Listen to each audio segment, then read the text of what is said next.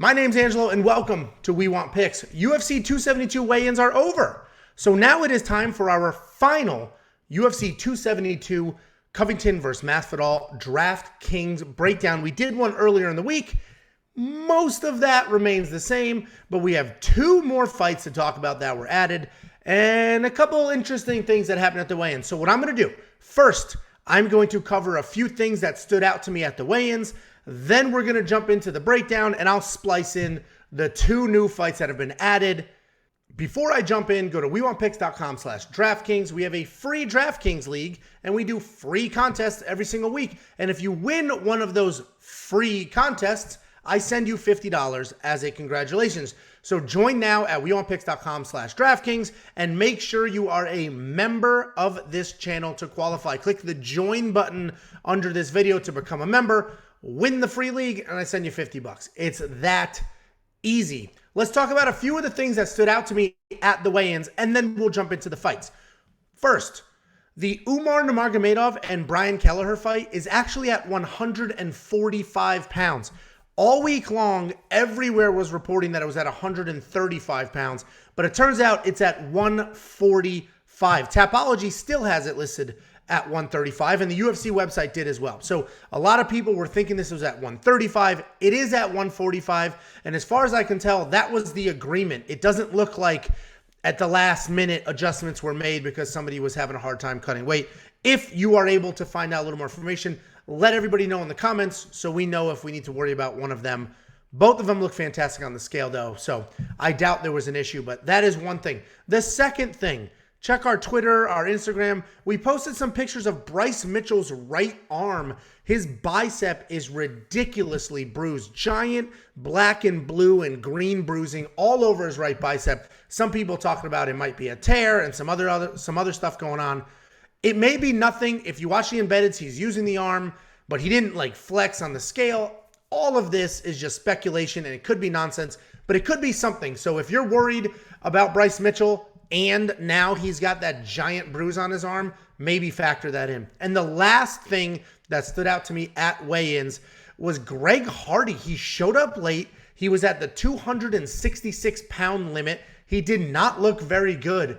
As you know, he left American Top Team a few months ago, maybe even a year ago at this point, and he's just off at some small gym doing his own thing. I think he's with Rashad Evans. It's a small gym, though, and there's not a lot going on there. So he may not be taking this as serious as he should. He may not be in as good a shape as you would expect him to be, but he did take the full time to weigh in, and he was at the 265-pound limit plus the 1-pound allowance, making him 266 pounds. So I have him losing this fight anyway. I talked about how live he is with the power, but if he can't really defend these takedowns or stay busy hustling, trying to keep it on his feet, he could have issues. So those are the three things that stood out to me at the weigh-ins. Let's jump right into the fights.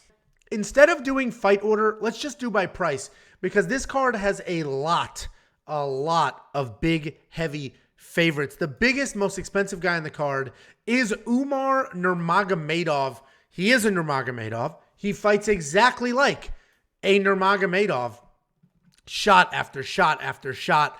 I mean, he had 5 takedowns in this fight, and this fight ended in the second round. He still had 5 takedowns.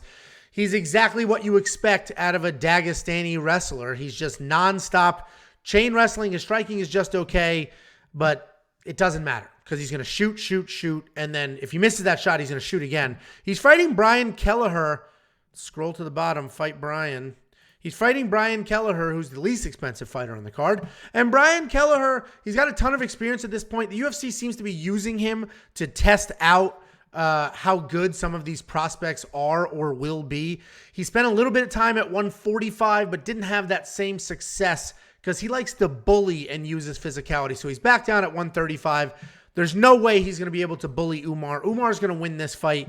I see Brian Kelleher losing the same way he lost to Ricky Simone and the same way he's lost to Cody Stamann and some of these other guys that were able to take him down, hold him down, and get that done. So Brian Kelleher loses this fight. Umar Nurmagomedov should probably be in your lineup.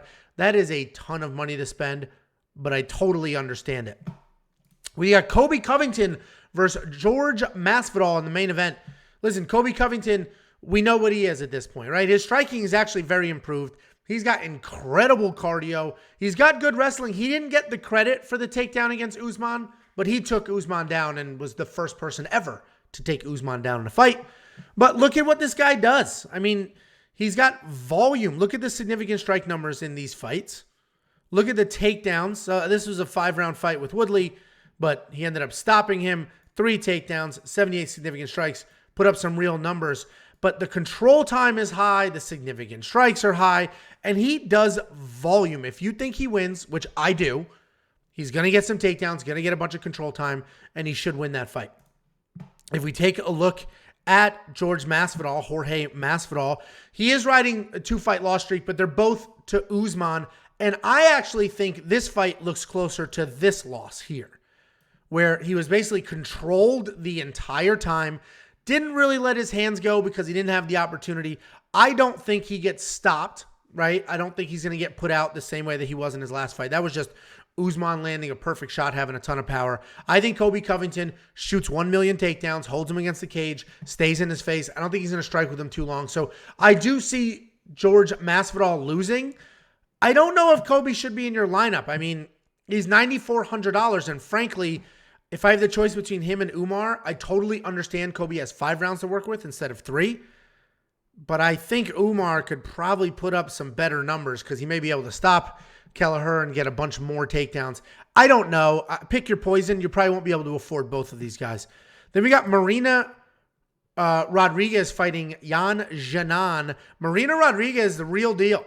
The real deal. She's a good boxer, tons of power, solid speed to go with it. This Hibas knockout, that was a straight up knockout. She's got legit power. She's got a good ground game. And her losses, I mean, look at her losses. This was a draw, but she's got Cynthia Calvillo, Carla Esparza. These are genuine top 10 women on the planet that she's losing to. And when she wins, she puts up solid numbers. She's got good volume, good control time, puts up solid numbers. She had a knockdown, obviously, in the knockout with Hibas. If you look at Yan Xiaonan, she's also a very good boxer. She's got really well-timed strikes, clean technique. She does like to fight clean. She likes to stay on the outside, pick apart. She doesn't really want to bang, but she will bang if you suck her into that. Her loss to Carla Esparza was a beating. Carla Esparza took her down, beat her up. That was the end of that. I loved it. I picked Carla Esparza to win that fight. But I wouldn't necessarily say that that's an easy task because Claudia Gadeja, also a grappler, couldn't take her down. And when she fought Karolina Kowalkiewicz, she got 5 of her own takedowns. So it tells me she's got really solid fight IQ. Oh, I'm fighting a good striker? Let me just take her down. And she did that 5 times. So I think Marina Rodriguez wins this fight. I also think it's a very, very tough fight. I will not have Marina Rodriguez in my lineup, especially not for $9,300, even though I think she wins this fight. And Yan Xiaonan might be a solid underdog in your lineup because she could put up some numbers. Very good striker, and we've seen that she can grapple and put up grappling numbers. Then we got Kevin Holland at 170. If you remember, he was an 85-pounder. He can't defend a takedown to save his life. In this fight, he was taken down, I think, 285 times. And in this fight, a solid 286 times. Taken down at will. Can't control it. But when he's on the ground, he actually has sneaky jiu-jitsu. And when he's on his feet, he has laser pinpoint accuracy in his strikes. This fight against Dawkins was a no contest because a wild headbutt. I mean, Dawkins put him out with a headbutt. So that, yeah, no outcome there. And you can't really look at that fight and say, oh, Dawkins knocked him out, because that really wasn't fair. This is where he shot to stardom here. He knocked out Souza. He was taken down, as he does, and just backhanded him in the mouth off his back, knocked him out, and then he had some solid performances before that. So Kevin Holland's a legit prospect, can put up real numbers when he wins. He's fighting Alex Oliveira. Alex Oliveira, tried and true at this point. He is having a bit of a skid, but these are not easy fights. Rachmanov, okay, killer. Randy Brown's not bad either. And then Nico Price is a dog and will make every fight as dirty as possible. But he's a veteran. He's fought everybody. Look at this list. I'm still scrolling down. He has literally fought everybody. He's had success against some, lost to others. He's a tried and true vet. He's incredibly athletic. He has great kicks, great hands, but sometimes he's just so willing to have fun out there, he won't make the right decisions. If we look at his takedowns, yes, he is capable of takedowns, and we'll find out how willing he is to go to that, because like I said, sometimes he'll just go out there and try to have fun and is very entertaining, but will be on the wrong side of a decision or make some poor decisions and get stopped. There's a very clear path to beating Kevin Holland. Take his ass down. Everybody does it. Anybody who's tried does it. It's very easy to take down Kevin Holland. But Alex Oliveira, we've seen like this fight against Dalby. He took Griffin down. Like we've seen he's gotten some takedowns. The Nico fight, he took him down, but that was an interesting fight. Anyway, if Alex Oliveira just leans on a heavy grappling game plan, we've seen other people do it. He should be able to do it. I do think Kevin Holland wins this fight. His hands are fantastic. His jiu-jitsu is fantastic. And he has been spending a lot of time with quality wrestlers to try to shore up those holes in his wrestling game. He's dedicated. He's very good. I absolutely think Kevin Holland wins. If you want him in your lineup, do you think he stops? If he stops Alex Oliveira, then he's worth it. If he doesn't, he's probably not. Then we got Tagir Uli-Bekov, another nonstop grappler, 4 takedowns against Nascimento, 5 against Bruno Silva, a shit ton of control time, and he puts up solid points. I think Tagir needs to be in your lineup, similar to Umar. He's just going to shoot 1 million takedowns. He is fighting Tim Elliott. Tim Elliott is ridiculously tough. He is gritty. He's willing to stand and bang. He's also willing to take you down over and over. But he's not going to come forward. He's not going to be able to take down Tagir the same way that he did Espinoza, the same way that he did Royval. He's not going to be able to do that to Tagir. I know some people are loving Tim Elliott here in the underdog spot, but look at how he lost to Nikolai. I think it's more of that. I think he's not going to be successful with the takedown. He's going to get taken down. He's going to get controlled. He's going to get beat up. He is a tough guy. He's pretty hard to put away, but I do think Tagir just takes him down 1 million times. Cardio holds up, and I like Tagir to beat Tim Elliott. Tagir should probably be in your lineup, and I did a parlay if we pivot to betting. I parlayed Umar and Tagir together. They're basically the same person, so I'm perfectly fine counting on those nonstop chain wrestlers to get it done and to put up real points. Then we've got Rafael Fiziev out, gone. We'll see if we get a replacement to fight Rafael Dos Anjos. Then we've got Maria Agapova. She is fighting Marina Moroz. This is an interesting fight. If there was a fight that I was going to be positive was going to drop on this card, it would be this one, because we've seen Marina Moroz back out of fights against several people, including, let's see, who did she back out of most recently? She backed out against Araujo, Santos, Manon Ferro. So we'll see if this fight actually happens. But this should be a really fun fight if it does, because Maria Agapova, she comes forward, solid striker, good volume, high pressure, just throws caution to the wind and chases knockouts. She does have some actual power, but, she's fun, exciting, will work takedowns if she needs to, but will absolutely bang it out there if she wants to as well. She's pretty solid on the ground, but her takedowns are just okay. And she's $8,800. She is the favorite here. She's fighting Marina Moroz. Where are you at? Who hasn't fought in a year. She's coming back after a year-long layoff. And look at this. She fights once a year. Look at that. 16, 17, 18, 19, 20. Once a year. She's pulled out of a million fights. She's had a whole bunch of issues. But she is talented. She's a striker. She has solid volume, as you can see here. She's got solid volume. She mixes up her strikes and techniques really well. She also has takedowns if she needs them. If she ends up in the pocket, she can be hittable, which is not great. But this fight and this win over Buena Silva was really nice, and she showed that she had some grappling in there with those 2 takedowns, and she had 5 minutes of control time almost. I actually like Marina Moroz to win this fight. I think Agapova will have the slight edge in volume and ratio as far as striking is concerned, but I think the biggest gap between them is probably the grappling, and we saw Marina Moroz add grappling to her game plan. I just like her movement on her feet. I like her takedowns. They're much better than Agapova's takedowns.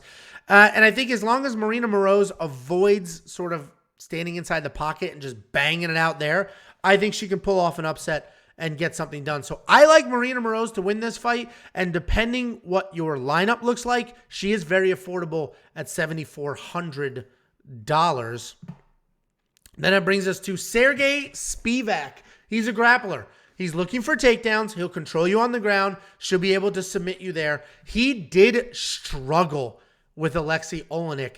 And if he didn't struggle with Alexei Olenek, he would be a clear, absolutely he's going to destroy Greg Hardy. But two things have happened.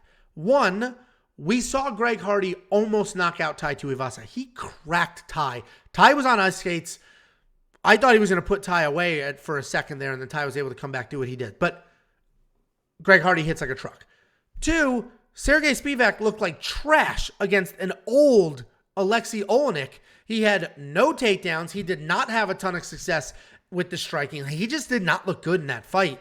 And that worries me because if Alexei Olenek had some success against Sergey Spivak in the striking, then Greg Hardy could put his lights out. Tom Aspinall did put his lights out, but okay, Tom Aspinall's arguably the best boxer in the division. So that is what it is. This does worry me. I'm not going to have Sergey Spivak in my lineup, but I do think Sergey Spivak wins. If we go look at Greg Hardy, I mean, he's feast or famine. He's knocking you out or he's scoring no points and getting smoked. Sergey Spivak has an unbelievably clear path to victory. Just take Greg Hardy down and you can beat him from there. But if he wants to stand and bang, he's going to have some issues because Greg Hardy can stand and bang. So that worries me. I don't think I'm going to put Greg Hardy in my lineup because, like I said, it's the game plan to beat him is ridiculously obvious. But I don't think I trust Sergey Spivak as well. Dustin Jacoby, $8,600. This dude has not lost an MMA fight. Let's see what I got here. Is it 2015? Yeah. He has not lost an MMA fight since 2015. He's a very good kickboxer. He took some time away from the sport. Look at this, 2012 to 2020. And in that time, he was kickboxing. And he had some success there. And he has great leg kicks. He chops down that tree. And then he comes up to the head and looks for a knockout there. He's fighting Mikhail Olenijack. I'm just going to call him Michael. Olenijack, who is also a striker, but he's sort of a first-rounder bust striker. Comes out, guns blazing, looks for something, doesn't get it. The wheels start to come off. I like Dustin Jacoby to beat the crap out of Olenijack. He's been looking amazing lately. Olenijack has awesome speed. He's very fast, but I think Dustin Jacoby will chop the legs, remove that speed, and then work from there. I don't know if there's going to be a stoppage. There probably should be, honestly, but I like Dustin Jacoby to win this fight. I may have him in my lineup as well. I don't know if I could afford him, Tagir, and Umar, but I do like Dustin, and as far as I'm concerned, he's as close to a guarantee as you're going to get. Then we've got Devontae Smith taking on Uli-Bekov Klein. This was somewhat short notice. Uli-Bekov Klein did step up on short notice, actually, about a week. And Devontae Smith is a big favorite here, $8,500. It's an interesting fight because Devontae Smith is a good striker. He's got really good power, solid head movement, solid distance control. He picks his shots well, which at times you could think he's gun shy, but his volume really isn't that low. He is coming off this loss to Jamie Mullarkey. Jamie basically caught him rushing in that fight, but he had some solid volume leading up to that. He has actual power in his hands. He has a solid 80% takedown defense. And granted, he hasn't really fought any solid wrestlers, but in that Jamie Mullarkey fight, he was able to stop Jamie Mullarkey's takedowns. And when he fought Justin James, he had a sick reversal when Justin went for his own takedown. But if you look here, you know, he's a feast or famine kind of guy. In these losses, he is stopped. His chin is absolutely worrisome. That is something to be factored in here. But he does have such incredible power in his hands. I mean, he's kill or be killed. If he wins, he's well over the 100 mark or right there. And if he loses, I mean, 6 points, 12 points, it is what it is. He's on the wrong side. But if you trust his chin, I mean, this is a fight that you can probably expect some sort of stoppage. And he's fighting Uli-Bekov Klein. Let's go find him. Uli-Bekov Klein's at $7,700. He is a nasty striker. He's also a very good kickboxer. But what is important to note here is when he fought Mike Trezano, who's a very good kickboxer, you see these 4 takedowns? That's because Uli-Bekov was losing those striking exchanges and went to his wrestling to try to mix it up and try to make something happen. And he's supposed to be this phenomenal striker, and he is very smooth. He's very fast. He's accurate. He's pretty big for his weight class, but he's actually bumping up in weight because this is short notice. So this is at 140 or 155 instead of his normal 145. So It is a battle of the kickboxers. Devontae Smith will be bigger. He hits harder. His chin is suspect, though. Uli-Bekov Klein does have a solid chin, but I don't know what kind of shape he's going to be in. He's not in great shape when he has a camp, let alone on short notice. So this should be an interesting fight. Uli-Bekov Klein is probably a pretty good value at $7,700. Then we have Kennedy Nchukwu. He is the comeback kid. He was getting his ass kicked against Ulber, getting his ass kicked against Marquez, came back and won those fights with basically one punch, which is why, he scored 57 points in a knockout win. Okay? That tells you everything you need to know about how that fight was going. He landed 31 strikes in 3 rounds. The problem is, in this Ulberg fight, he was losing the striking. In this Marquez fight, he was losing the grappling. We've seen him losing every aspect of MMA, and then he actually did lose against Jung, had ridiculous elbows against the cage, and took him out there. So it's interesting because obviously Kennedy Nchukwu's never out of a fight, has insane power, but we've seen him losing a lot. Even if he won the fight, Ulberg smoked him, Marquez smoked him, and he just caught them with that punch. He's fighting Nick Negumereanu. Nick Negumereanu had a 2-year layoff, came back. This was a split decision against Cammer. That was a really fun fight. He just beat the crap out of Isaac Villanueva. He's a good, fun striker. He has a 100% finish rate, or at least he did until this Cammer fight. He throws everything with bad intentions. He pressures forwards. He does throw mostly looping shots. He'll stand right in front of you. And he relies on his chin and his power, but he does have a good chin. He's got takedowns if he needs them. They're not technical, but they are there. I like Nick Negumereanu to win this fight. $7,800 is probably worth it. We've seen Kennedy stopped before. Kennedy has proven he's got a ton of power, but I like Nick Negumereanu. I love him at under $8,000. Co-main event, at least as it sits now, we got Bryce Mitchell. He is fighting Edson Barboza. Bryce Mitchell, nonstop grappler, very good grappler. Look at the takedown, 7-3. Only one here, but it's because he got a submission in the first round. No takedowns in the Moffitt fight, which is interesting, but 3 against Diamond. This is what this dude does. He takes people down over and over and over again. He works submissions. He's on the ground. He's looking for submissions. His strike volume is pretty low because he is looking to scramble, looking for submissions, not really looking to hit you. And he'll just shoot over and over and over. $8,300. If he comes out there, 7 takedowns, 3 takedowns, he's worth $8,300. But he is fighting Edson Barboza, and Edson Barboza is no slouch. This is another guy. As I scroll through here, look at these names. Look at who he's fought. First of all, this Shane Burgos knockout, that was unbelievable. If you haven't seen it, go check it out. He knocked Shane Burgos, cracked him, and Shane Burgos was just on his feet for like 45 seconds, but completely unconscious. It was very odd. But look at yes, some of these are losses. Gagey, Felder, Ige. But look at who he's fought. Dan Hooker, Kevin Lee, Khabib Nurmagomedov, Dariush, Melendez, Pettis, Ferguson, Felder, Johnson, Green, Dunham, Cerrone. Look at these names. I'm still scrolling all the way back to 2010 in the UFC. A tried and true veteran that is incredible on his feet. He's got phenomenal leg kicks, great hands. He also has very, very slick jiu-jitsu and amazing movement. He is not easy to take down. Khabib Nurmagomedov took him down 4 times, but he was 4 of 13. That's Khabib Nurmagomedov was only able to take Edson Barboza down 4 times on 13 attempts. I do like Bryce Mitchell to win here, but I don't think he's like a guarantee, right? But I do like Bryce Mitchell to win. I think he will get the takedowns. And it's a really interesting fight for Bryce Mitchell. Big step up in competition, which is what he needs. Bryce Mitchell can only win this fight one single way, and that is taking Edson down. Where Edson could actually submit Bryce. Edson could knock him out on his feet.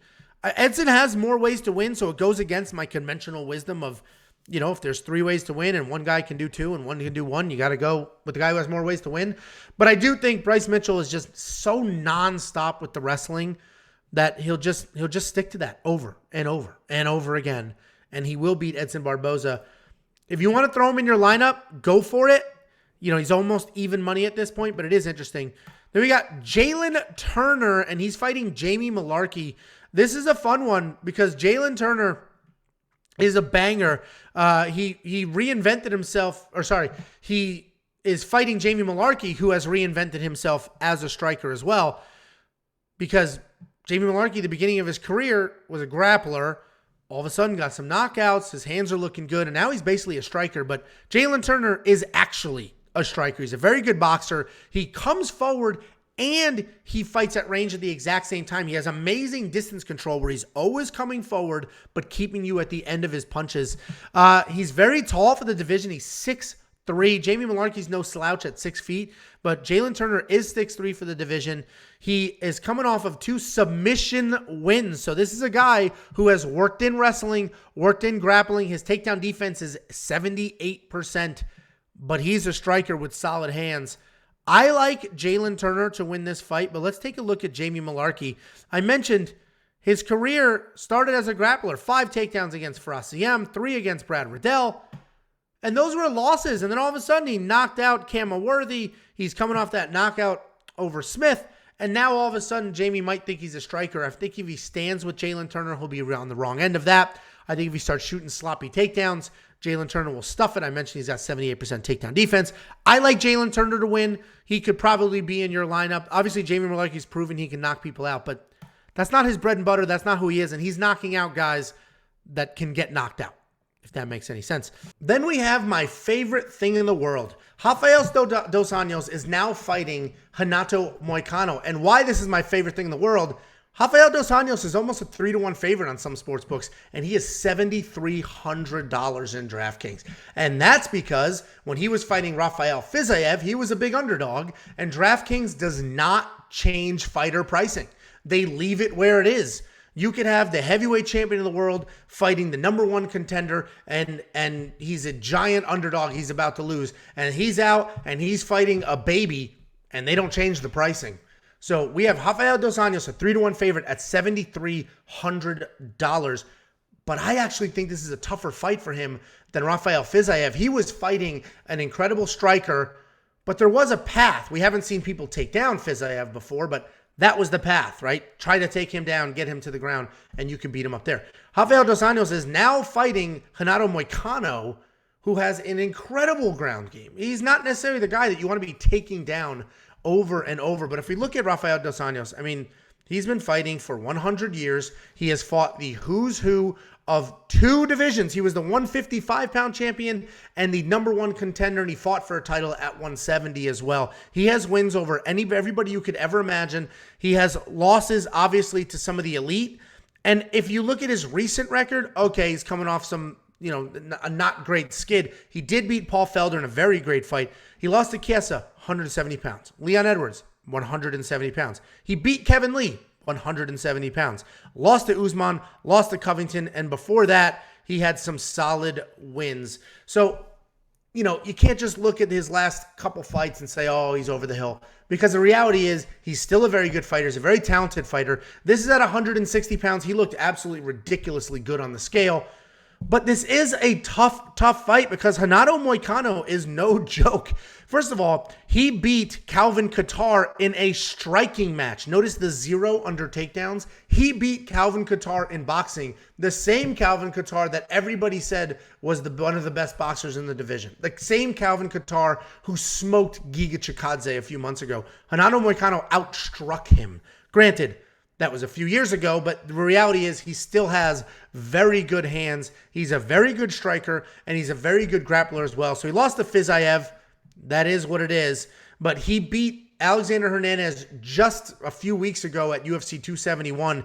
He did a great job in the striking, had his own takedowns, and then went ahead and submitted him in the second round. Jai Herbert was similar, took him down over and over and over, and then submitted Jai Herbert as well. He's dangerous on his feet. He's dangerous on the ground. His chin could be a little suspect. And, Rafael Dos Anjos is a very good striker at this point, but I don't see Dos Anjos knocking him out, right? He doesn't have that kind of power. He's just a good technical striker. This is a really tough pick. You cannot go wrong with either one of these guys in their lineup. 5 rounds, and they're both under $8,000. You literally can't ask for anything else. Whatever the optimal lineup is, one of these guys is in it. And having one of these guys allows you to afford the Umar Nurmagomedovs, the Tagir Uli-Bekovs. You can now afford them and have one of these guys. And if you love Rafael Dos Anjos and you trust the odds makers, well, now you have a 3-1 favorite at $7,300, and you can't go wrong. Personally, I think Renato Moicano wins this fight. He looked fantastic on the scale. That's the one thing I was worried about with short notice. But he looked great. I do think he wins this fight, but you can't go wrong with either one of these guys in your lineup. And that's it. That's our breakdown. That's every single fight as it sits right now. Make sure you stay tuned. Make sure you like, subscribe, do all the things. And we will do a final breakdown on Friday after the weigh-ins. Once the dust settles, if they got some replacement opponents, some things move around here, we'll do a final breakdown then. So go to WeWantPicks.com/DraftKings. Join our free league. Join our free contest. If anything, it's just fun to do. But if you win the free contest, I send you $50. Cash App, PayPal, Venmo, however you want it. I send you $50 as a congratulations. Just click the join button under this video to become a member, and I'll see you guys this weekend.